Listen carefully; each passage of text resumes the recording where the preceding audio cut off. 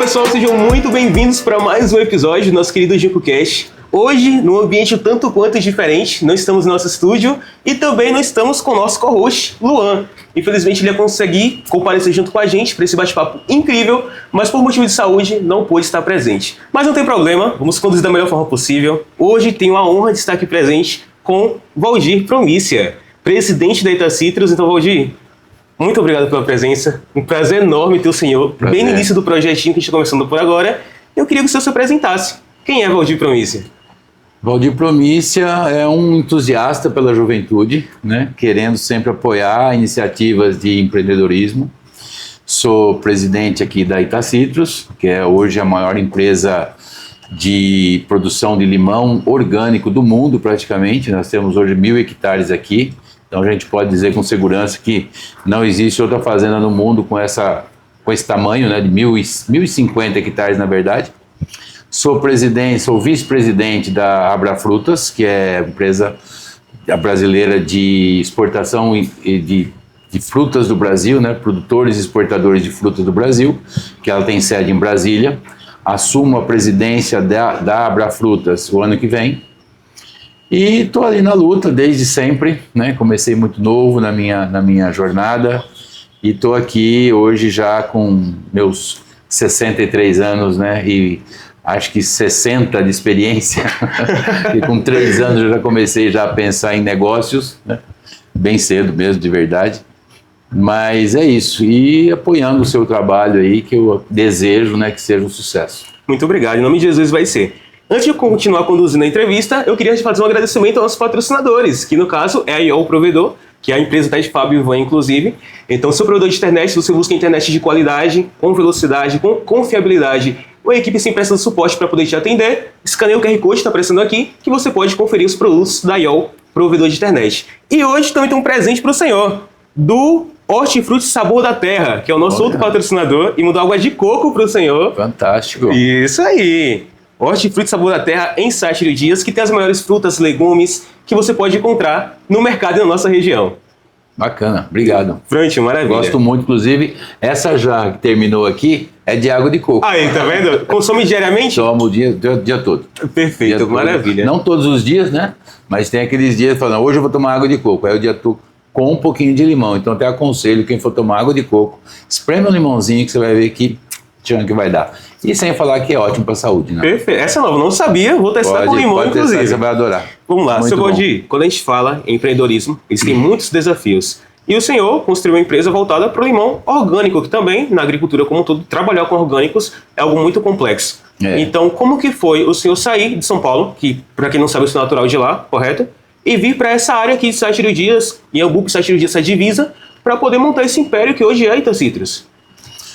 Olha, a Itacitrus ela tem uma história bem diferente, bem peculiar. Ela não é uma empresa familiar, como todo mundo pensa que é, né? Era um pai e filho, sim, né? O meu pai começou a Itacitrus e eu fiquei sócio, né? Eu comprei participação da Itacitrus em 2002. Por quê? Porque meu pai trabalhava com negócios de limão em São Paulo, tinha uma pequena produção, comprava de vizinhos e levava para o CEAGESP em São Paulo e vendia lá para redes de supermercados, como Pão de Açúcar, Carrefour. E eu já morava em São Paulo nesse período, trabalhava com confecção, não tinha nada a ver com limão, e aí ele me pediu para ajudá-lo, né, a vender em grandes redes. Eu ajudava ele a vender em grandes redes. Isso deu super certo por um bom tempo. E em 2000 ele me provocou a vender para fora do Brasil, né? Que eu já trabalhava com exportação, mas de confecção. Tinha nada a ver com frutas, né? Não estava no agro. E aí eu fui, né? Aceitei o desafio, fui para a Alemanha, consegui 2 contratos de exportação lá e comecei a ajudá-lo, né, nesse processo de internacionalização da Itacitrus, que era o primeiro passo para uma empresa se internacionalizar, era ter um contrato lá fora, e isso deu super certo. Ajudei ele e tal durante um tempo, e aí o crescimento aconteceu, né, natural, foi um crescimento muito rápido, e ele me convidou para ser sócio e assumir a parte de vendas, né, da Itacitrus, que no momento era só em Itajubi. E aí, com esse aporte, nós compramos essa fazenda e começamos a produzir aqui. E viemos para cá porque São Paulo, por ser um período, uma região chuvosa, ela tem períodos de safra entre safra. Então, Sim. janeiro a junho é um período de chuva, é um período de safra do limão. E de junho a dezembro é um período de entre safra. E eu prometi lá para o meu cliente lá fora que eu ia fazer o ano todo. E de junho a dezembro ia ter dificuldade de fazer limão para exportação de São Paulo, porque o limão era muito caro, né? Tinha pouco, era entre safra. E aí que nós viemos para a Bahia. Chegamos aqui em Cruz das Almas, inicialmente, começamos a fazer exportação no segundo semestre, deu super certo, e aí imaginamos, bom, se nós vamos crescer nisso, o local é aqui, é na Bahia para produzir o ano inteiro. E aí que veio essa história de vir para cá, vir na fazenda, e compramos essa área, né, e começamos a plantar, e hoje praticamente a gente exporta só a nossa produção própria. Então o senhor, previamente, antes de ter certeza que conseguiria ofertar esse limão, você falou, não, vamos exportar o ano inteiro. Mas não tinha essa certeza em si de que poderia exportar. Não tinha certeza que eu conseguiria, porque na verdade eu caí de paraquedas do limão, né? Eu trabalho na confecção. Aí meu pai fala, vai lá e vende limão para mim. Eu fui, vendi. Eu não sabia que do segundo semestre era mais difícil e que era impossível às vezes, né? E como eu não sabia, eu falei que sim, não, eu contratei lá que ia ser o ano inteiro. E aí nós tivemos que se virar. Entendi. Então, nós fomos a primeira empresa do Brasil a exportar o ano todo. E hoje todo o Brasil exporta o ano todo. Quer dizer, o brasileiro dá um jeito, né? Com certeza. Então foi o que nós fizemos, demos um jeito. Achamos uma solução, viemos para a Bahia e conseguimos cumprir nossos contratos. Com isso, o crescimento da Itacidos foi gigantesco. Ainda mais com irrigação que possibilita, né? Essa colheita, que o senhor fala que é coleta aqui na Itacitrus, não é colheita. Isso. A gente coleta limão aqui porque a gente coleta limão todos os dias. Uhum. A gente vai, porque colher, fazer uma colheita significa o seguinte, né? Colheita de laranja. Você vai no pé, tira tudo e vai embora. Fez a colheita. Colheita de manga, vai no pé, tira tudo e vai embora. Aqui não. Aqui a gente promove a produção o ano todo. Então a gente vai no pé, tira só aquele que está bom para exportação, que está no tamanho certo, na cor certa, e colhe. O menorzinho, e às vezes a diferença é muito pequena, né? Sim. Ele está bonito, ele está bom, mas ele está um pouquinho menor do que o que eu quero para exportar. Então eu deixo ele no pé, daí 18 dias eu volto novamente no pé, e aquele que estava pequeno agora está no tamanho ideal, e já passou 18 dias, ele cresceu, eu aí coleto ele. Então são coletas periódicas que a gente faz no limão o ano todo. São praticamente a cada 18 dias, um pé de limão, nosso pé de limão é visitado por um colhedor. Perfeito, já atingiu o calibre necessário, né? Porque tem os padrões de exportação. Exatamente, tem que atingir o calibre e a coloração, né? Sim, perfeito. Necessário. E disso hoje é uma coisa que eu sei também, que você já informou anteriormente em outros episódios, outras palestras que eu já pude presenciar do senhor, é que o senhor encontrou uma barreira muito difícil para poder se implantar aqui, que foi o fato de identificar que essa área era produtiva e, de fato, trazer uma produção para cá, um investimento alto, financeiro inclusive, e ter várias barreiras e dificuldades para poder viabilizar esse processo. Então, como que aconteceu isso? As barreiras foram gigantescas. Eu fiz a pesquisa no computador, no papel, né, no que eu tinha ali disponível. E eu sabia que aqui tinha um lençol freático muito bom. E compramos a área visto por esses estudos que eu fiz, né, no site de geologia do governo e todas essas informações que eu tinha disponível. Quando a gente chega aqui, na prática, a coisa é outra, né? Na prática, todo mundo falava, ó, aquela região é improdutiva, lá não tem água, né? Você não adianta furar poço porque existe uma barreira enorme de pedra que você não vai transpor. Se você achar água, a água vai ser salgada, vai ser salobra. Eu falei, caramba, e agora, né? Mas já tinha comprado. Só dificuldade, pessoal colocou. Só dificuldade. E a pior das dificuldades foi encontrar uma área que tinha um carimbo aqui de não produtivo. Olha só, o Banco do Nordeste, que é o banco responsável pelo desenvolvimento do Nordeste, ele tinha taxado essa área toda como uma área improdutiva. Com isso, o banco era impossibilitado de fazer qualquer financiamento nessa região. Então, primeira coisa, você vai fazer um investimento grande, você tem que pedir aporte dos bancos. É necessário. E o Banco do Nordeste falou, não, aqui eu não posso financiar. Nós demoramos 2 anos para provar para o Banco do Nordeste que sim, que a gente era capaz, que tinha sim possibilidade de produção, porque não existe uma área improdutiva. Se você analisar a agricultura no mundo, você vai ver que no deserto do Saara é um dos lugares mais produtivos de melão. Eu não sabia. Um dos lugares maior produção de melão é no deserto do Saara, areia. deserto, puro. E eles conseguem produzir melão, né? Então, quer dizer, a terra, ela simplesmente é um suporte para a planta. Se você tiver os nutrientes certos com irrigação, você planta em qualquer lugar, tem vaso, né? Sim.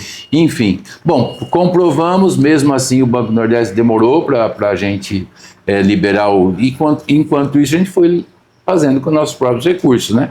2 anos depois, ele liberou, eu lembro, metade do que nós pedimos 2 anos antes. Então, nós tínhamos pedido 10, 2 anos depois ele deu 5. Ave Maria, Desse que jeito. dificuldade. Bom, enfim, isso foi uma das grandes dificuldades.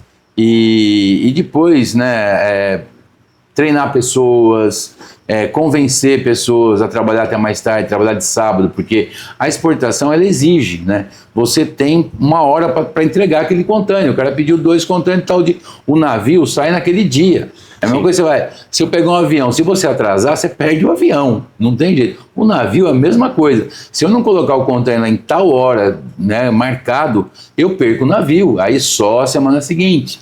Então foi bastante difícil, hoje não, hoje a gente está com uma equipe fantástica. Né, quantos colaboradores? Praticamente perto de 500 já. Sensacional. Perto de 500. E assim, uma turma muito boa, eu sou muito orgulhoso do time que a gente tem aqui, time formado pela Itacitrus, né? Você é testemunha disso, Sim. Você trabalhou aqui também, né? E esse programa de Jovem Aprendiz que a gente tem aqui é muito bacana, porque a gente aproveita esses talentos, né, que a gente consegue identificar no programa Jovem Aprendiz e segurar, né? Tanto que de todos os grupos, né, que vieram, sempre 4 ou 5 ficam dentro da empresa. Sim. E estão ali crescendo e ajudando a gente, e vai crescer ainda mais, né? Hoje a gente tem 1.050 hectares já plantados, mas tem mais 1.000 e tanto para plantar. Perfeito. Né? Nós estamos na metade do projeto só. Né? E, enfim, queremos mais. Aqui cabe mais. Maravilha, o que a gente sempre fala, pelo menos eu sempre tive uma percepção da Itacitrus, porque agora, em 7 dias, está começando a estabelecer outras empresas. E isso é ótimo. Estão vindo, é ótimo, perfeito para a economia local, toda uma infraestrutura, todo um ecossistema, digamos assim. Mas desde a minha infância eu ouvi falar em Itacitrus, eu hoje tenho 20 anos. Então, desde o meu nascimento, praticamente, até quando eu comecei a me entender como gente, já existia Itacitrus aqui na região. Já existia. Entende? Nós estamos há 24 anos, chegamos em 2001. Eu nasci em 2005. Então. Tá vendo aí? A Itacitrus aqui tem muito tempo já. Já estava produzindo limão, já estava exportando já. Esse fator social é muito importante porque, assim, chegou em uma época que aqui era uma região produtiva, como o senhor explicou, e existem várias pessoas que hoje em dia levam seu sustento para casa graças a Itacitrus como um todo. Sim. E foi muito legal você ressaltar isso, porque eu gosto muito de trazer a questão do empreendedorismo, de emprego e tudo mais. E essa geração é muito importante porque são 500 colaboradores, desde colheita, a irrigação, há pessoas que gerenciam, que cuidam da logística, mas todos eles individualmente, é uma peça de uma engrenagem como um todo, que todos têm que colaborar de forma consistente para que o sucesso venha para a empresa. Não são só esses 500, né? Porque você tem muita gente que presta serviço, por exemplo, tem padaria que 50% do faturamento deles é da Itacitrus. Tem posto de gasolina que 10% do faturamento é da Itacitrus. Então, quer dizer, está colaborando com o posto de gasolina, está colaborando com o açougue, né, com o supermercado, e a gente procura fazer tudo compras locais, né? A gente procura peças que a gente vai procurar. Se a gente não acha em Ambupe, a gente vai buscar parafuso, tudo que a gente precisa aqui, não é pouco. Nosso comprador, ele tem essa orientação. Primeiro, procura local. Se não achar, você vai procurar lá fora. E infelizmente, a gente tem que buscar muita coisa fora, né? Sim. Porque tanto em Ambupe como Sátiro Dias, que são as 2 cidades mais próximas da gente, não são cidades desenvolvidas para esse tipo de coisa, né? Espero que desenvolva. Mas muitas vezes a gente tem que buscar em Feira de Santana. Mas, enfim, é o que tem, né? É o que tem e a gente está aqui para ajudar nesse desenvolvimento. Mas é isso, eu acho que essa região aqui, desse entorno, era considerada uma região muito pobre. Sim, muito sem dúvidas. Aqui não tinha nem energia elétrica. As vilas aqui vizinhas não tinham energia elétrica. Hoje tem. E veio energia elétrica graças ao esforço da Itacitrus de falar com o governo, trazer energia rural para nós e para todo mundo que estava aqui ao entorno, né? Então hoje realmente desenvolveu muito a região graças a isso é empreendedorismo, né? Sim. Isso é tá buscando sempre novidade. Aí fala-se muito de empreendedorismo, né? E aí eu queria provocar você, né? Já que você está falando de empreendedorismo, e eu acho que esse é um assunto bem bacana para focar para os jovens, o que é empreendedorismo? O que é empreender, né? As pessoas ficam na dúvida, né? Será que isso é empreender? Será que abrir uma empresa é empreender? Fazer abrir um restaurante? Tudo isso é empreender. Mas o verdadeiro empreendedor de sucesso é aquele que resolve um problema de uma sociedade, né? Esse é o foco que você tem que ter na hora de buscar, porque às vezes a pessoa, o que eu faço? Né? O que eu faço? Vou pôr uma pizzaria. Mas já tem 10 na cidade. Eu vou fazer um restaurante. Mas já tem 50. Eu vou fazer uma confecção. Já tem Tudo, na verdade, já tem. Tudo já tem. É difícil você encontrar uma coisa, criar uma coisa que nem um Uber, por exemplo, que não existia, e de repente o cara teve uma ideia e criou. Mas vamos pensar, de onde surgiu essa ideia? Né? Como que você vai ter ideias diferentes? Né? Eu até tenho uma historinha que eu já ouvi numa palestra de um amigo uma vez, eu sempre replico ela. Assim, 2 caras de 50 anos, né? Funcionários de uma empresa já há bastante tempo na região, e a empresa fechou. E eles chegaram em casa com dinheirinho na mão da indenização, 50 anos de idade, já, né, pensando em parar. Sim. E não vai mais ser recolocado no mercado. O mercado já não vai absorver aquela mão de obra que há muito tempo ele se formou, já não está mais atualizado. Um chega para a esposa e fala: amor, ferrou, né? Eu fui mandado embora, peguei aqui 100 mil de indenização e, cara, o que eu faço? Eu não vou ser recolocado, né? O que a gente pode fazer? Aí a esposa, né? Vamos empreender. Vamos empreender, ótimo, vamos empreender, vamos fazer alguma coisa por nossa conta. Aí, o que a gente faz? Eu sei vender roupa, eu consigo, já vendi, já comprei, eu compro roupa em tal lugar, vendo aqui para minhas amigas, vamos fazer uma lojinha aqui na nossa garagem? O que você acha? Ele achou a ideia ótima, fez umas continhas lá, tal, gastou o dinheiro dele, fez um estoque, tirou o carro, pôs o carro para fora, né? Pegou Sim. a garagem e fez uma lojinha ali, beleza. O outro, mesma coisa, mesmo assunto, mesmo bate-papo com a esposa. O que a gente faz? Aí a esposa vira e fala: olha, você sabe que quando eu preciso comprar um pão aqui, onde a gente mora, na nossa vila, eu tenho que pegar um carro, andar 10 minutos até a cidade, até o centro, para comprar um pão e voltar. Que tal se a gente pôr uma padaria? Então, e aí pronto, fizeram a padaria, pegaram um predinho, uma esquina, reformaram tal, fizeram uma padariazinha. Aí a pergunta é: qual você acha que tem mais chance de ter sucesso? Claramente a padaria. Claramente a padaria. Resolver um problema. Exatamente. A padaria, ela pensou em resolver um problema dos outros. E aí você resolve o seu automaticamente, que o seu é ter uma empresa, ganhar dinheiro e tal. Sim. O outro, ele pensou nele. Ele via vender para as amigas, para os amigos, quer dizer, ia depender da boa vontade dos outros, dele. A pessoa ia até no começo ia falar: tadinho, minha amiga abriu aquela loja, deixa eu ir lá dar uma força. Mas será que isso perdura? Sim, a longo será prazo. Que as pessoas vão querer voltar? Porque não, pode ser que dê certo também, pode ser que ela consiga trazer roupas diferentes, que as pessoas queiram ir lá, que ela inove em alguma coisa. Mas no sentido geral, essa é a pergunta, né, para o empreendedorismo. O que eu posso resolver de problema na minha região, na minha cidade, no meu município, no meu país, que ainda não foi resolvido? Qual é a dor das pessoas? Qual que é a dificuldade? O que eu posso fazer para facilitar? Com essa pergunta em mente, você pode falar: poxa, não tem uma pizzaria boa na minha cidade.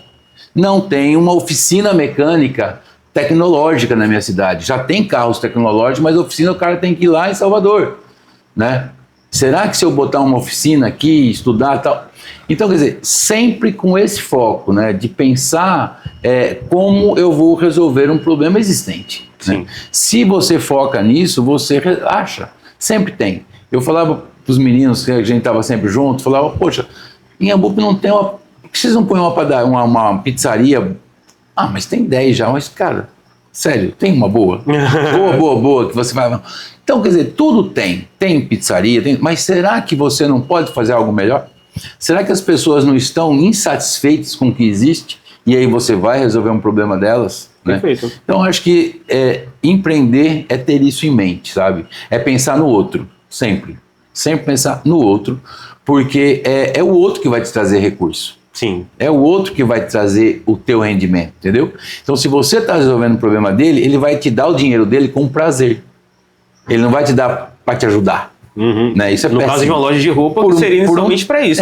Por um tempo muito curto, você consegue até a ajuda de alguém, com dó, né? Tadinho, né? Mas não perdura. Entendeu? Isso que você falou é interessante, resolver problemas, porque assim, Sachiro diz em si, que é onde eu moro, em questão de comércio teve um boom muito grande. Até o senhor, quando chegou aqui inicialmente, você viu que nos últimos anos está numa crescente muito grande. Muito bom. E mesmo assim, agora tem um fluxo maior de pessoas e tem várias lacunas ainda para serem preenchidas. Então quem está assistindo aqui e quiser começar um novo negócio, tem já esse incentivo, porque tem muita coisa que está faltando na cidade, querendo ou não. O que você precisa fazer não é... mas eu preciso já ter uma coisa luxuosa. Não, você precisa ter um serviço bem feito. Você precisa ser um serviço pensado, um atendimento bem feito. Não é fazer uma decoração também, né? Sim. Mas não é só isso. Às vezes eu vejo, até esses dias mesmo, fui num restaurante de Salvador, fantástico, lindo, maravilhoso, tudo bonito, um cardápio fantástico. Pô, atendimento péssimo. O cara gastou fortuna na estética, no cardápio. O chefe devia ser maravilhoso também, porque estava assinado lá, não sei o quê, um chefe muito famoso. Mas na hora do atendimento... Deixou a desejar. Deixou tudo a desejar. Quer dizer, o menor dos gastos que ele ia ter aí era com treinamento de pessoal. Uhum. E isso é extremamente necessário. Não é porque você abriu uma padaria que você vai... deixa eu ver meu sobrinho aqui para colocar... Meu sobrinho, minha prima... E minha irmã, fica aí, atende aí e vai dar certo. Até para cortar custos, não quero gastar muito. Não posso contratar, então o cara não contrata. Ou não abre, não começa. Sim. Né? Porque é isso, é o cuidado, né, com o cliente, é o cuidado no atendimento. Isso é fundamental. Isso é fundamental. Show de bola, hoje. E agora me bateu uma curiosidade em questão de como que surgiu sua veia empreendedora. Você começou exportando foram confecções, correto? Mas começa muito lá atrás. Começa muito lá atrás, exatamente isso. O que eu falo é que assim, o empreendedorismo, no meu caso, veio por necessidade, total. Entendi. Total. Eu quando tinha, de verdade, 10 anos de idade, 10 anos, porque eu morava em São Paulo, eu nasci em São Paulo, capital. Sim. Minha família é toda do interior, mas eu nasci em São Paulo por quê? Porque meu pai foi para São Paulo para trabalhar como metalúrgico, para juntar um dinheirinho e voltar para a cidade dele e empreender. Ele queria ter terra, ele queria ter um sítio, ele queria ser dono do nariz dele, que ele era empregado. Meu avô era empregado, ele era empregado, tudo gente muito, muito pobre, né? Sim. E aí ele falou, não, eu quero mudar isso. Então, o que ele sabia fazer? Ele não tinha estudo, não tinha conhecimento, eu vou trabalhar. A força do trabalho vai ter que me trazer. Ele sabia plantar roça, ele sabia, mas para ele precisava ter uma terra, para terra, dinheiro. Exato. Então ele foi para São Paulo, passou um período lá de 5 anos, foi nesse período que eu nasci, e volta para Itajubi, já com um pé de meia. Meu pai em São Paulo, ele trabalhava de sábado, domingo, feriado, tudo. Ele trabalhava 2 trabalhos, minha mãe trabalhava, costurava roupa costurava calça, costurava camisa. E eles ganhavam dinheiro e guardavam tudo. Meu pai, nesses 5 anos, ele construiu uma casa lá de sábado e domingo. E essa casa valorizou, ele vendeu e comprou o sítio dele em Itajobi. Né? Voltou para a terra dele com dinheiro para comprar uma área e aí ele foi crescendo. E eu nasci nesse período de muita falta, de muita necessidade. Meu pai tinha terra, tinha recurso, mas era para ele, era para a segurança dele, para o crescimento dele. Então, para nós sobrava muito pouco, né? Não faltava nada. Tinha a roupa necessária, tinha a comida necessária, mas não tinha aquele algo a mais que eu queria, você entendeu? Eu não podia ir num cinema a hora que eu queria. Para sobreviver. Era sobrevivência, né? Comia bem, não passava fome, tinha roupa bacana, tomar banho direitinho, era pobre, mas era limpinho, sabe aquela coisa? É bem assim. E aí, eu queria mais, né? E eu aprendi, antes de mudar para Itajubi, de voltar para Itajubi, em São Paulo, eu tive o vírus, do comércio. Sim. Eu sempre fui muito habilidoso, desde moleque, né, de fazer coisas com a mão, de fazer carrinho, fazia brinquedo, pegava caixa de uva, caixinhas de madeira da Sim. feira, e aquilo aí eu fazia carrinho, fazia helicóptero, né? E eu brincava com aquilo. E eu fazia muito pipa, de empinar pipa, sabe? São Paulo era uma febre, todas as férias, começava o vento em junho, a gente empinava pipa. Eu tô lá empinando pipa, 10 anos de idade. Minha pipa tava lá em cima, tal, concorrendo com as outras, né, com os outros moleques. E aí tinha um pai com uma criança, mais nova que eu, e chorando que o dele não subia. E ele chorando que o dele não subia. Aí ele encostou em mim assim, falou, e viu o meu lá em cima, falou, você que fez, né? Eu falei, eu que fiz, né? Eu sabia fazer. E aí ele falou, você não quer vender não, você faz outro? Porque meu filho tá chorando aqui, eu não sei fazer, eu fiz um, ficou uma porcaria. Eu falei, vender? 10 anos de idade. Ué, vendo, né? Aí, mas quanto você dá? Te dou 10 reais, né? Pra mim aquilo era dinheiro que não acabava mais. Aí eu fiz a conta rápida, porque eu comprava folha. Em São Paulo, aqui vocês fazem a vareta, né? Eu sei que o pessoal faz a varetinha, lá não. Lá não tinha madeira. Então a gente comprava a varetinha já redondinha, bonitinha e cola. Então era linha, cola, vareta e papel. Eu fiz a conta, para comprar um, eu comprava com R$1 para fazer um. Ele me ofereceu 10, eu falei, pô, eu compro 10, faço 10 pipas, né? Peguei na hora, né? Enrolei a minha pipa, dei pra ele já no ar mesmo, o molequinho já ficou feliz e eu mais feliz ainda. Lógico. Fui direto lá pro bazar que eu comprava os materiais, comprei tudo, né? E, pô, no mesmo dia eu já tava no Moão vendendo pipa. Batendo em porta, vendendo pipa. Quer dizer, e vendi, né? E vendi mais, e fiz mais, já coloquei uns amiguinhos meus para me ajudar a trabalhar, quer dizer, já consegui montar uma empresa. Que legal, 10 anos, hein? 10 anos, cara. E aí eu com isso na cabeça, pô, vender é bom, né? Montar, criar, vender é bom. E eu venho para a roça, fazer o que na roça? Na roça eu descobri que vender tomate também era bom. Meu pai plantava tomate, né? E eu de sexta-feira à tarde pegava uma charrete na carroça, no cavalo, colocava 3 caixas de tomate que eu comprava do meu pai não dava nada. E ele estava certo. Sim. E comprava 3 caixas de tomate e ia vender na rua. Ia vender na periferia. E vendia e eu tinha minhas coisas. Eu comprava meu sapato, eu comprava minha calça, eu comprava uma camisa melhor, eu comprava meu perfume com esse dinheiro. Iniciativa sua. Iniciativa minha. Então, aí que nasceu o empreendedorismo, da necessidade. Então, eu aprendi que se eu pegasse alguma coisa, valorizasse ela, eu podia, né, eu comprava caixa fechada, vendia por quilo. Comprava papel, linha e vareta, vendia uma pipa. Essa transformação, isso ficou na minha cabeça, eu sempre quis. Aí eu fiquei na roça até os 18, que meu pai não podia sair, né, tinha que trabalhar com ele e tal, mas nesse final de semana eu sempre dava um jeito de comprar um porco e vender um porco, comprar uma galinha, pôr uma galinha para botar ovo, eu vendia os ovos. Que legal. Sempre. E aí quando eu completei 18 anos eu saí de casa. Saí, fui morar na casa da minha avó, né, na cidade, que a gente morava na roça. E aí meu pai falou, o que você vai fazer? Eu falei, eu vou trabalhar no posto de gasolina do fulano lá, porque meu pai, ele não me dava dinheiro. Então eu trabalhava, estudava à noite, trabalhava o dia inteiro, mas o dinheiro que eu tinha era você vai no cinema? Ó, mas só domingo que vem. Então, dinheiro para a entrada do cinema. Ah, você vai numa festa? Quanto que entra num baile, né, que tinha muito baile? A pipoca é por sua conta. Isso. A pipoca... Enfim, mas eu tive uma vantagem. Depois dos 16, 17, meu pai já me dava o carro, né? Eu já ia o tanque cheio. E aí eu fazia frete, eu fazia Uber. Com 16 Antes de existir, ia fazer Uber quase. Eu pegava, porque ninguém tinha carro, né? Eu parava na praça, a cidade era pequena, os polícias me conheciam, não tinha problema de dirigir sem carteira de habilitação, confessando um crime aqui. E hoje não dirijam, pelo amor de Deus. Favor, hoje não dirijam.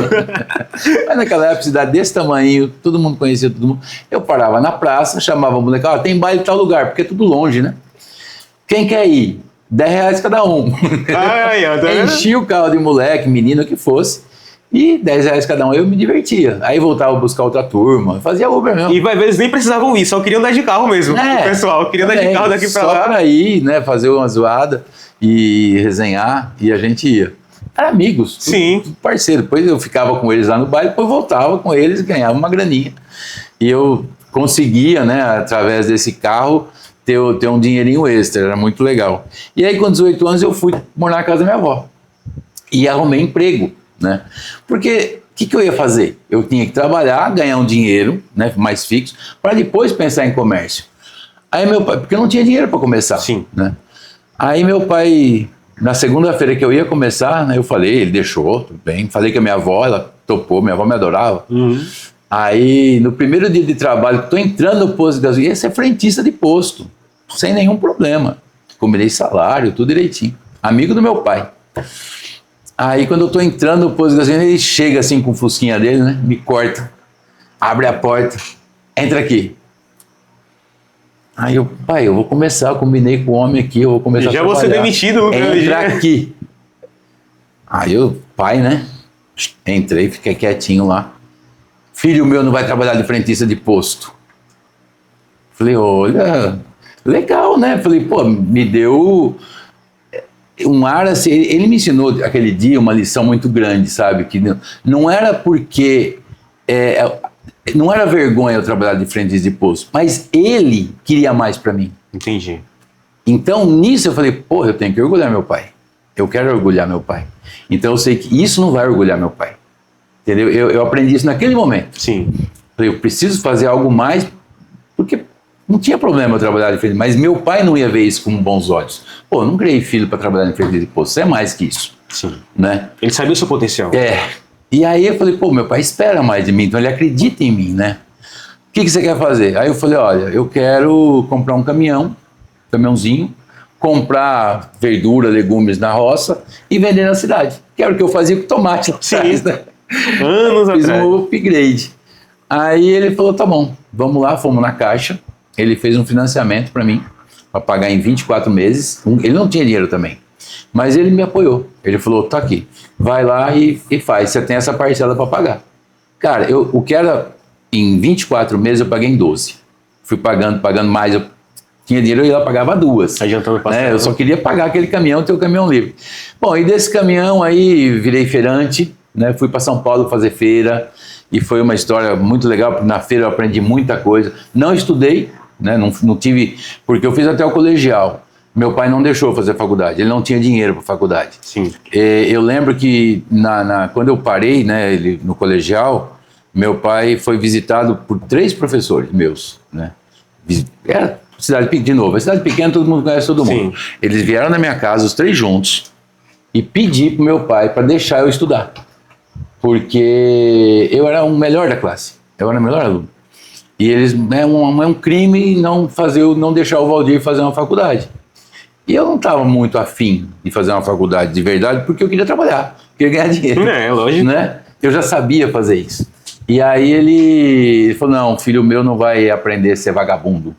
Era a cabeça dele na época, entendeu? Porque ele achava que se eu aprendesse uma coisa só, ia ser muito pouco, eu tinha que aprender muito mais. Você ficar nichado.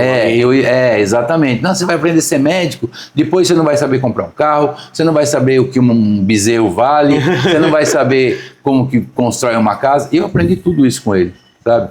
Assentar tijolo, nós fizemos casa junto, eu e meu pai. A gente comprava o terreno, desenhava a casa, fazia a casa, vendia a casa, comprava do terreno. Nós fizemos, eu e meu pai, nós fizemos acho que 22 casas em Itajobi. Sério? Eu e ele. Mas construindo mesmo? Construindo não, cavando buraco, fazendo tijolo, assentando tijolo, fazendo parte elétrica, fazendo batendo massa o dia todo. Batendo barro, batendo laje. E lógico, quando estava num ponto a gente contratava mais pessoas, para auxiliar, vendia e partia para outra. Mas gente que começava a casa, levantava, cobria e vendia. Aí quando vendia, a gente punha uma turma para terminar a casa e já ia fazer outra. Fizemos 22 casas.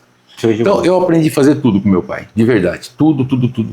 Isso é muito bom, porque qualquer coisa eu sei dar um palpite, entendeu? Eu sei me virar, né? Então, quer dizer, tudo isso é empreender, né? Tudo isso é inovar, é você ter curiosidade das coisas, né? Eu fico impressionado que com um aparelhinho desse hoje você tem todas as respostas que você precisa. Você não precisa procurar numa enciclopédia, você não precisa perguntar para um professor. Você pergunta para o ChatGPT, ele te responde. Você faz uma pesquisa no Google, ele te responde.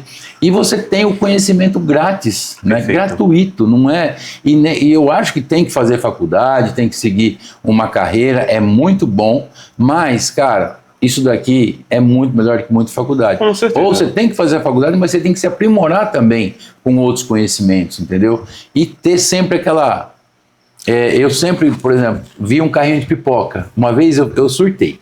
Eu estava no carrinho de pipoca e eu sabia o preço das coisas, né? Então uma pipoca custava R$5. Aí eu sabia que aquele pacotão de pipoca assim, era um montinho assim de pipoca, né? Sim. Que crescia, né? Uhum. Aí eu fiz a conta, eu fui no supermercado, vi o preço do pacote, fui em casa, fiz 1 colher, 2 colheres, 3 colheres, para ver quanto que dava. Aí eu vi que acho que era 4 colheres, daria um pacote de R$5. Só que o pacote, e daria então para fazer acho que 20 pacotes, com 1 quilo de pipoca, Sim. né? Ou meio quilo, não lembro, mas isso aqui era um lucro absurdo. Tipo, eu comprava por R$5 um pacotinho de pipoca no supermercado, eu vendia pipoca pronta por 50. Nossa, Ia de só 5 margem para de 50. lucro. Aí eu falei, eu vou pôr pipoca, eu vou vender pipoca. Virava pipoqueira a vida inteira aqui agora. Mas né? o legal é que conversando com meu pai falou assim, tá, mas você vai ser um pipoqueiro. Aí eu pensei, e se eu pôr alguém para trabalhar para mim? E se eu fizer uma rede de pipoca? Ah, Aí ele deu para mim e falou assim, é uma boa ideia. Uma franquia Aí de você não é pipoca. mais um pipoqueiro, aí você é um empresário. que legal isso daí, de verdade. Entendeu? Então, esse conhecimento, essa convivência com meu pai, né, que ele era sempre muito para frente, muito ligado nas coisas, via as possibilidades onde ninguém via, eu aprendi muito com ele.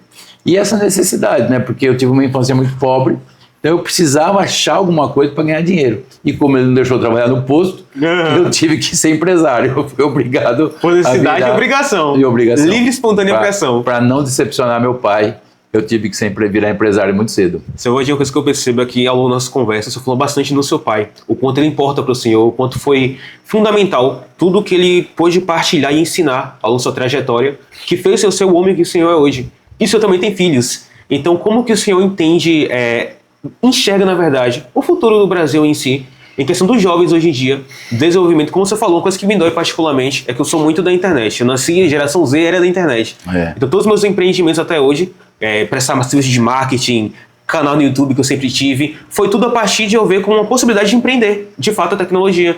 E aqui, antigamente, o senhor mesmo sabe disso, que para poder obter um conteúdo, informação, era estudar livros, procurar, se decepcionava, lia um livro, não achava o que queria, ia procurar em várias bibliotecas, pegar emprestado de amigo, então era todo um processo. Agora você digita e tem informação. Tem tudo. Então como você enxerga a questão dos jovens, que hoje em dia tem todo esse leque, toda essa possibilidade de crescer profissionalmente e não procura esses meios? Olha, me preocupa muito, viu? Porque eu vejo meus filhos, eu tenho sorte de ter 2 filhos maravilhosos. Meus filhos, eu não dei uma infância pobre para eles, né? Porque eu acho que uma infância pobre é muito boa para o desenvolvimento do ser humano lá na frente, porque a carência faz você desenvolver outras coisas, sabe? E eu não dei essa infância pobre para eles. Mas eu dei exemplos. Eu dei muito exemplo, eu dei muita convivência e mostrando para eles a dificuldade, o quanto que eu trabalho, até hoje, né? Quanto que eu trabalho, tanto que é importante o trabalho, tanto que é importante a curiosidade, essa visão do todo. Então eles se tornaram hoje, né, um com 19, outro com 25, são meninos exemplares dentro da área deles, inclusive. Eu vejo muitos amigos dele, porque a minha casa é sempre cheia de amigos de um e do outro. Sim. E eu vejo assim, é muito triste. É muito triste ver essa geração de vocês, é complicado. Muito raro ver jovens que nem você, é muito raro ver com esse... Você estava vendo coisas para você fazer. Geralmente eles estão vendo só porcaria, porque é o que mais tem. Exatamente. É o que mais fascina também, né? É o que mais encanta. Mas ver um curso de inglês... Tem curso de inglês grátis, velho. Sim, dá para aprender autodidata. Se você for autodidata hoje em dia, consegue não dominar vários idiomas tranquilo. Porque antigamente falava autodidata, aquele cara que tinha que pesquisar numa enciclopédia, Não. tinha que montar uma lista, por exemplo, eu quero uma lista das 3.000 palavras mais faladas. Cara, uma vez eu fui fazer isso quando eu comecei a estudar inglês. Puta que pariu, eu tive que ficar dias e dias e dias pesquisando. E quem que me diz quem é essas palavras? Eu tinha que ir pelos históricos, né, e achando essas palavras. Hoje eu falo no Google, não precisa nem site GPT, no Google, se eu colocar lá, me dê as 3.000 palavras mais importantes do Inglês. da língua inglesa.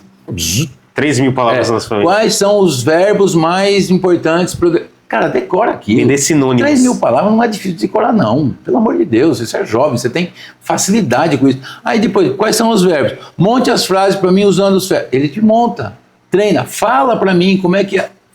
Você acha bate-papo para você conversar com gente do outro país. Sim. Nativo, um professor nativo gratuito, né? Só de você bater papo. Tá muita gente disposta a bater papo. Coisa que pra antigamente a pessoa achar alguém que falasse inglês pra poder ter um Nossa diálogo. Senhora. Ave Maria. Nem teu professor falava direito inglês. Nem o É só verbo to be a vida inteira. Ser e estar. Eu fiz 10 cursos, não aprendi porra nenhuma. Você entendeu? É assim. Então hoje a facilidade, mas é talvez por conta da facilidade, é que tem uma frase muito importante que eu não canso de dizer. Tempos difíceis fazem homens fortes. Tempos fáceis fazem homens fracos. Homens fracos fazem tempos difíceis. Você entendeu? É um looping. Então, quer dizer, eu fui criado num momento de dificuldade. Então, eu me criei forte. Os meus filhos foram criados numa época de facilidades, né? Eles vão ser fracos. Essa geração vai ser fraca. Essa geração vai criar tempos difíceis. Vai ter outra geração que vai se tornar mais forte porque foram criados em tempos difíceis. Então, é importante agora, eu criei 2 filhos em tempos fáceis, né, que eles tiveram realmente tudo que eles queriam, tinham um celular, tinham um computador, mas o meu exemplo e a minha dedicação na educação deles fez com que eles se destoassem da média, né? E o que eu mais vejo é pais que não conversam com os filhos, deixam a educação dos filhos para a escola. Isso é um erro brutal dos pais de hoje. A educação é dada em casa. O exemplo de, se você pede respeito, você tem que exigir respeito do seu filho. Seu filho é seu filho. Se ele não te respeitar, ele não vai respeitar mais ninguém, professor. Você vê o desrespeito que é um professor. Ah, mas isso é careta. Não, isso é fato, isso é importante, é uma sociedade. Você vive numa sociedade. Sim. Você tem que respeitar as hierarquias. Se você não respeita seu pai, se não respeita sua mãe, você não vai respeitar nada. E ninguém vai ter que respeitar também. Ponto. Entendeu? Então, esses valores que passaram para a escola, aí a escola vem com esses ensinamentos, né, que não são legais. Sim. Eles estão preocupados com... na escola você vai buscar o conhecimento. Grade curricular. Conhecimento.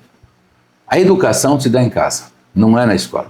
Então, foi essa ruptura, né, que eu percebo nas gerações que chegou onde chegou. Então, você vê muitos jovens, graças a Deus não são todos, mas uma boa porcentagem deles que estão assim meio perdidos. O que você quer da vida? Não sei, quero ficar em casa. Ou então, pessoas com 30 anos de idade, morando ainda com os pais, vivendo de mesada e está feliz. Tá Sim. Bom, tá bem assim. Não está muito preocupado. Comodismo.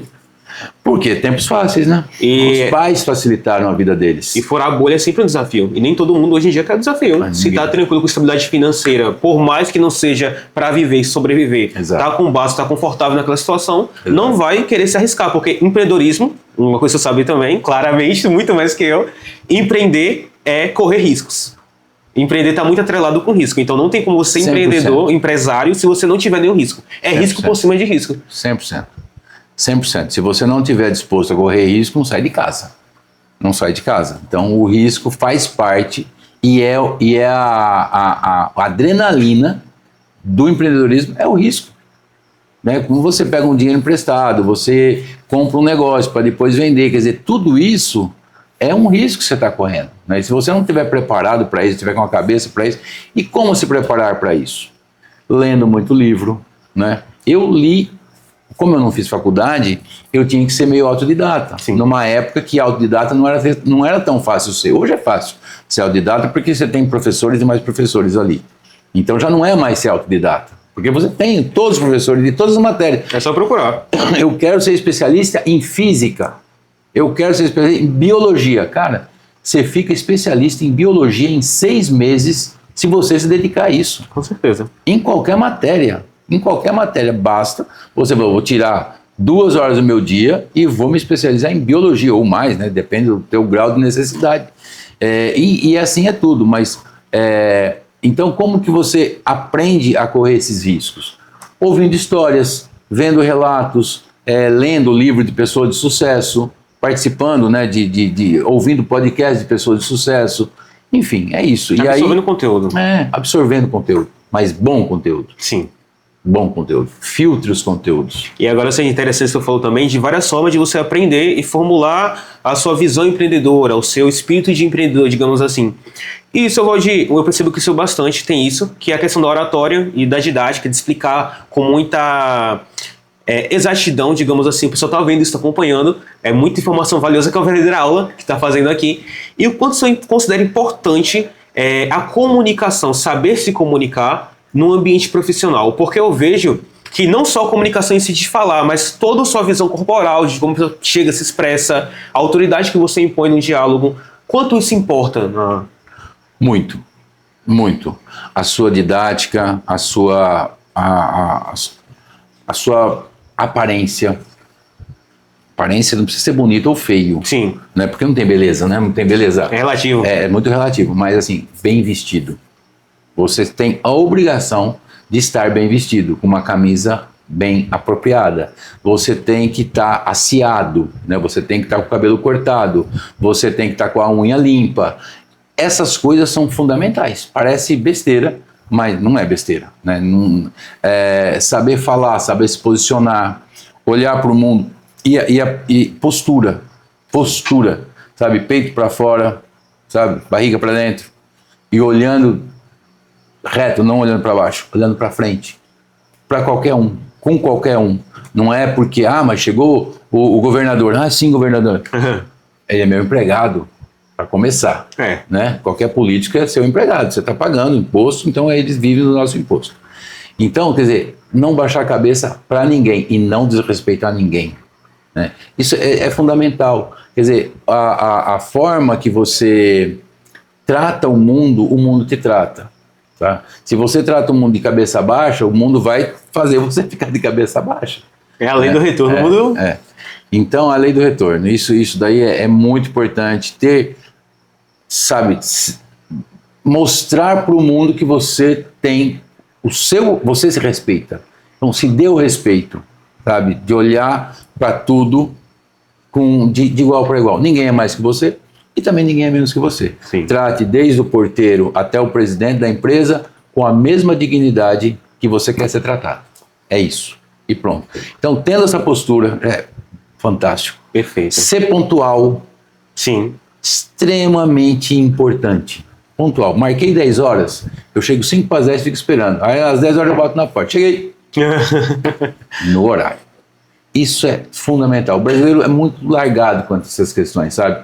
Vou numa reunião, tem que estar com uma camisa passadinha, não precisa ser uma camisa nova, mas precisa estar passada, precisa estar arrumadinha, não pode estar, sabe, desmilinguido, que nem fala.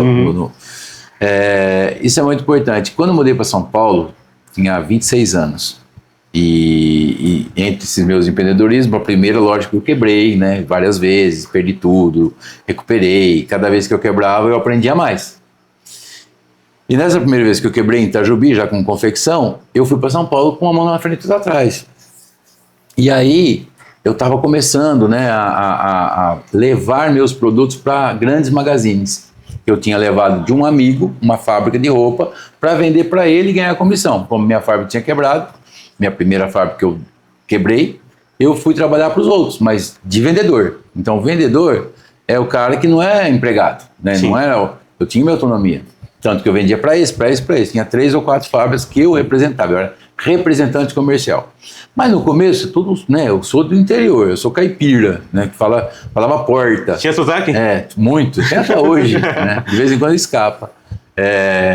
E chegar numa grande magazine, uma pernambucana, na época pernambucanas, era uma Riachuelo, C&A, vendia para esse pessoal.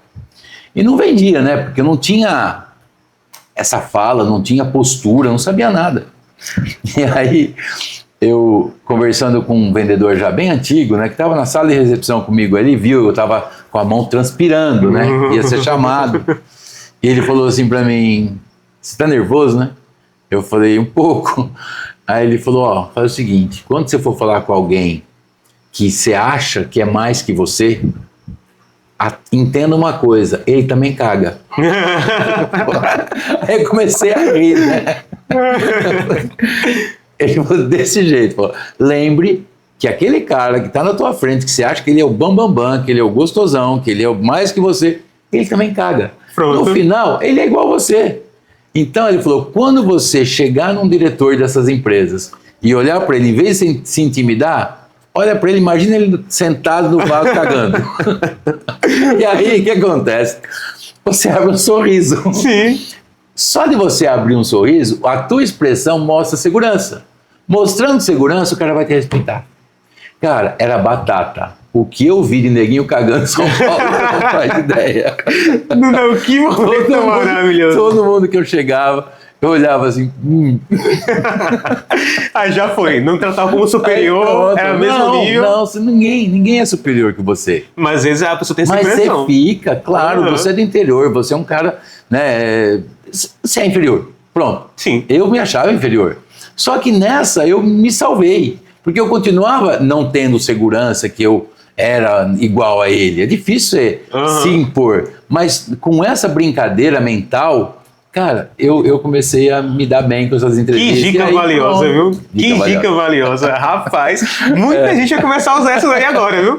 Só não fala alto. Exatamente. Só no mental aqui. No mental. Raciocinou e ok. Mas funciona pra caramba. Perfeito, seu Gostei Valdir. muito dessa E a dica. questão da comunicação, como a gente falou, é muito importante para construir relações. E eu sempre falo, pelo menos eu tô percebendo isso já. Sou muito novo, tenho 20 anos agora, eu tô começando nessa Você tá vida. indo muito bem. Começou Fé em bem. Deus, graças a Deus. Espero que consiga seguir nesse caminho, né? Foi como Torço você por você. falou, em algum momento você falou que não sei se foi o senhor, mas uma outra pessoa, Paulo Ramos, não sei o certo, que me falou que você construir algo, chegar no topo é fácil, de certa forma. Mas permanecer lá é muito mais difícil. É muito mais difícil. Tanto que eu cheguei ao topo 3 vezes e caí as 3 vezes. Cheguei, essa é a 4ª vez que eu tô. Espero que não caia. É tentativa e erro. Sim. A vida é assim. Mas olha só, é interessante o seguinte: eu saí do 0, subi um patamar, vamos supor, 10, tá? Essa trajetória me deu um conhecimento, desde que você realmente esteja aprendendo. Você Sim. tem que estar ligado no que está acontecendo para você aprender realmente tudo que está se passando. Então, eu aprendi a chegar no 10, caí. Não soube segurar. Não soube e caí. Só que esse aprendizado ficou. Eu perdi o quê aqui? Perdi dinheiro. Sim. Perdi um negócio, perdi uma oportunidade, mas o conhecimento eu não perco. É a melhor coisa de você fazer o seu investimento na sua vida, nessa idade, é em conhecimento, porque é a única coisa que não te tiram. Você perde carro, você perde casa, você perde dinheiro, mas você não perde conhecimento. Então, esse conhecimento que eu adquiri para chegar até os 10 e cair até o 0 de novo, foi com esse conhecimento que eu cheguei aos 20 na segunda tentativa. E caí de novo. Pro 0 novamente. O 0. Não, a segunda foi para menos de 0. Porque aqui eu não devia nada. Aqui eu estava devendo. Além de perder o que eu tinha, eu fiquei devendo. E muito. Ixi. E muito. Aprendi. Foi um outro aprendizado. Como é que é sair de dívida? É um outro aprendizado, né? Bom, aprendi. Fui para o 3º e caí de novo. Foram 3 vezes que eu voltei a 0 e abaixo de 0. Só que nenhuma vez eu desisti. Nenhuma vez desisti. O que falam que se julga um homem pela forma que ele se levanta e não pelo tombo, e é verdade. Todo mundo julga pelo tombo. E o cara não bunda mole, ele falou que era o tal, caiu. É. Calma, né? Se ele se levantar, e de acordo com ele se levantar, com dignidade, sem precisar abrir mão dos seus valores, nunca abrir mão dos meus valores, nunca subir na vida através de falcatrua, ou propina, ou arranjos. Isso nunca houve na minha vida. Abri mão de tudo isso. E já tive oportunidade, sempre. Sim. Várias. Eu sempre falei que não. Não, eu prefiro ir mais devagar do que, sabe, subir com... E sempre fui aprendendo. Então, esse conhecimento de subir e descer é fantástico. Que chega um ponto que você aprende a ficar lá em cima, sabe? É a mesma coisa na bicicleta. Você anda, cai. Anda, uma hora você aprende, não cai mais. Exato. Aí pronto. E fica a vida toda. Aí você tira as mãos, faz assim, né? Não foi isso que você aprendeu? Caí quando eu fiz isso, inclusive. E cai. Mas depois você aprende e faz. Exatamente. Hoje, eu posso dizer que, né, aprendi todos os estágios, né? Desde subir, aprendi a descer, aprendi a pagar dívida, aprendi a me manter em cima. E aí, chego à conclusão seguinte, né, que é um estado de espírito. Você não precisa passar por tudo isso. Eu tive que passar. Era o meu aprendizado, era o meu jeito de aprender as coisas. Mas eu vejo meus filhos, por exemplo, eles aprendem de forma diferente. Aprendem com o meu exemplo. Inteligente é aquele cara que aprende com seus erros, né? O cara que aprende com seus erros é uma pessoa inteligente. Uma pessoa que aprende com os erros dos outros é um sábio, entendeu? Então, que não precisa passar por aqui. não precisa, né? Eu não tinha tanto conhecimento, não tive uma faculdade, não tive pessoas ao meu redor que me dessem muita orientação. Eu fui era tudo muito na marra, tudo muito na briga. Então tive que passar por tudo isso. Era o que eu tinha de escola naquele momento, era o que eu tive que fazer. Mas hoje, com toda essa informação, não se precisa passar por tanta coisa. Sim. Dá para você, aprender com erros e acertos dos outros também, né? Lendo livros importantes. E não acho que só ler aqui no celular é suficiente. Livro é muito importante, livro mesmo, sabe? Físico. Eu gosto ainda de sentar para ler, paginar, sabe? Sentir o cheiro do papel. É diferente. Outra experiência. É diferente. Outra experiência, você foca. O que falta também na tua geração? Foco. Né? Muito. Porque a procrastinação está dominando. E tem muita oferta, né? Então, muita oferta. Você vê 10 assuntos em 3 minutos. Distração muito grande. Você não aprendeu nem o primeiro, nem o último, nem o meio. Então, para quê? Você está só distraindo o seu cérebro e perdendo um tempo precioso. Que é o nosso bem mais precioso que é o tempo. É o único que não volta, né? Exatamente. Tudo isso daqui que eu falei, a única coisa que eu não recuperei foi o tempo. Mas o tempo é bem aproveitado que eu fiz a outra subida. Então, o tempo é o melhor aliado, né? E o mais precioso do que você tem. Então, você perder esse minuto que passou, já foi. Sim. Você não volta mais, né? Não tem mais como corrigir aquilo, já foi. Então, pensar bem o que você está fazendo, aproveitar o seu tempo. Ah, mas eu só tenho 20 anos, cara. No futuro a gente resolve. O meu tempo e o seu tempo, eu aprendi isso também com a idade, sabe? Esse negócio de falar, mas você já tem 60 anos. O tempo é o mesmo. O tempo que eu estou aqui, o tempo que você está aqui, tudo isso que nós estamos usufruindo, é só hoje. Eu não vou usufruir isso daqui a 20 anos. E nem você. Você só está usufruindo disso agora. Então eu não estou junto? Então por que você tem mais sorte de ter 20 e eu menos sorte de ter 60? Não. De jeito nenhum. Eu estou usufruindo das mesmas coisas, as mesmas tecnologias, benesses, os males, todos os bens e os maus que estão acontecendo hoje, eu estou vivendo isso. Então, qual a diferença de ter 60? Aliás, viver tudo isso com 60, acredite, é muito melhor do que viver isso com 20. Eu imagino. Eu aproveito muito mais, entendeu?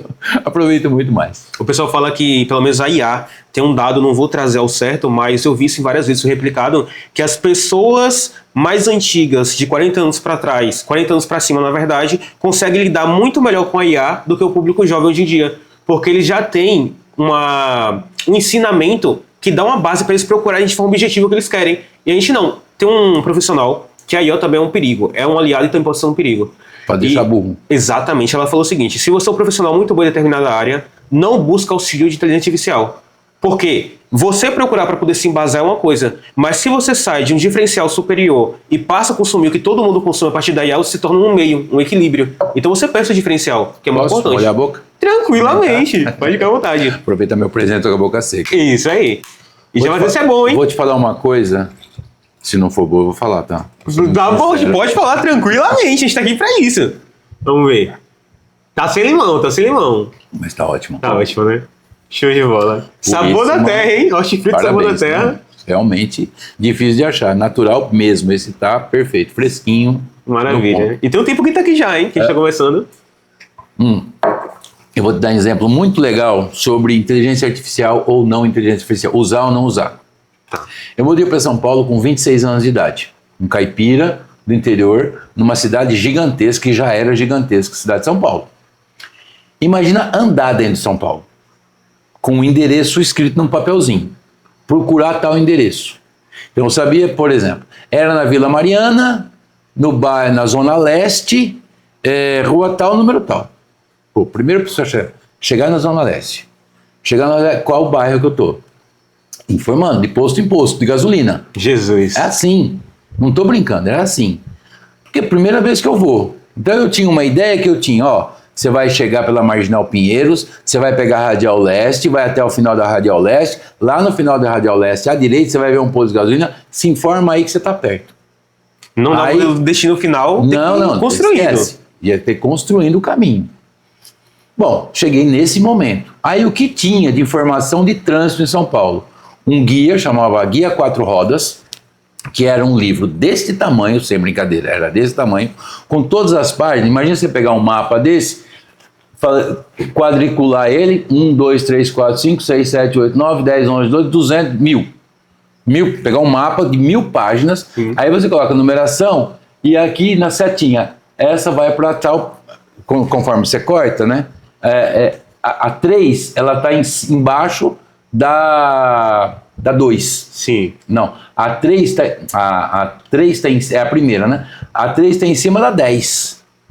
Não tá Então, conectado. Não, você tem uma setinha aqui, ó. Porque você vai seguindo o mapa, né? Acabou a página. Aí tem uma setinha lá. Continua na página 20. Aí vai pra página. Aí você vai pra página 20. Meu Deus! Aí você fazia o trajetório. Aí sair pra cá. Continua na página tal. Aí você tinha que pausar. Era desse jeito. Isso é um mapa de bolso. O GPS aí, ó. Esse era o GPS que eu tinha. E eu trabalhava com quem em São Paulo? Com venda. Visitando loja em loja. Procurando escritórios. Com esse mapa na mão. Então, eu saía de casa, bom, eu vou para Riachuelo. Riachuelo é na Casa Verde, Avenida tal, número tal. Bom, aí eu pegava o mapa, tô aqui, Casa Verde, eu sei que é para cá. Não, tem que pegar a marginal, vai aqui, aqui sobe, vira a página. Vai. Meu Deus. Tudo mental. Verdade. Mental. Aí eu marcava com um marcador as 5 páginas que eu tinha que percorrer.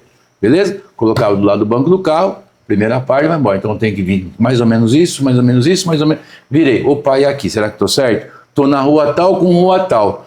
Aí eu vi a esquina da rua tal com rua tal. Ah, eu estou aqui. Então daqui, tá certo. É a segunda que eu tenho que virar. Que saga. Inacreditável. Contar um negócio dele, falar como que alguém sobrevivia. Bom, a gente sobrevivia. Eu tô com essa impressão aqui agora. Como que sobrevivia? Bom, o que acontecia? Eu ia a primeira vez na loja desse jeito.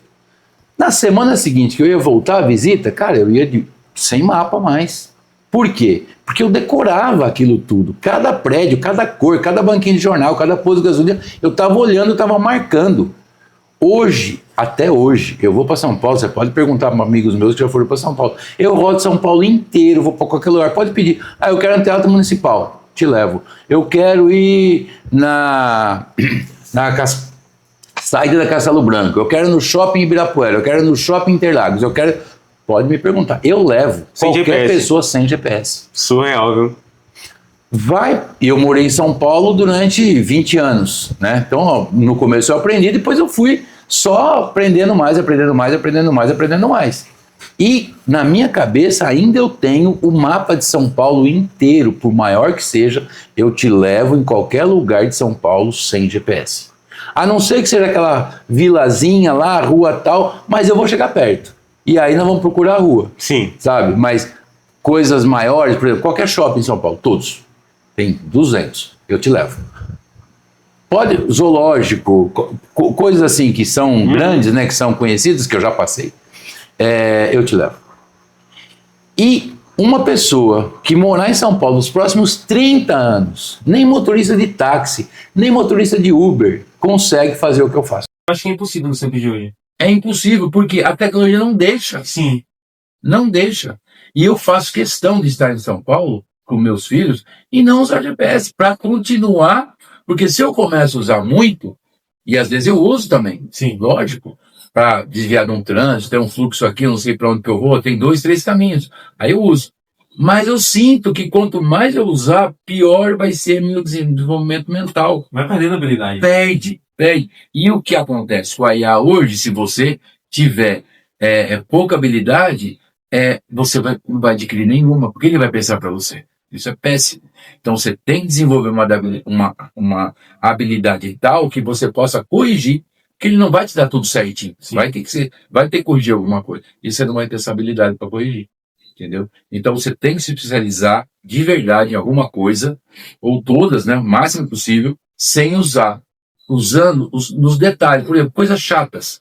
Tem que fazer, sei lá, um trabalho de planilha aqui, que é colocar um monte de número. Se fizer para você, eu vou fazer outra coisa. Então, o pensar, né, o desenvolver o raciocínio, a gente não pode perder isso. Então é isso, pessoal. Muito obrigado, seu Valdir, por compartilhar um pouco da sua experiência. Um pouco não, muito, inclusive, Na aula a gente até perdeu um pouco do timing aqui, né? Foi. Passou muito rápido o papo. Você gostou do nosso bate-papo? Gostei muito, você tem futuro, né? Acho que você conduz bem, interage bem, né? Porque aquela questão, só um falando não tem graça. Uhum. Né? E eu, se deixar, eu extrapolo, porque eu gosto de falar. É dois.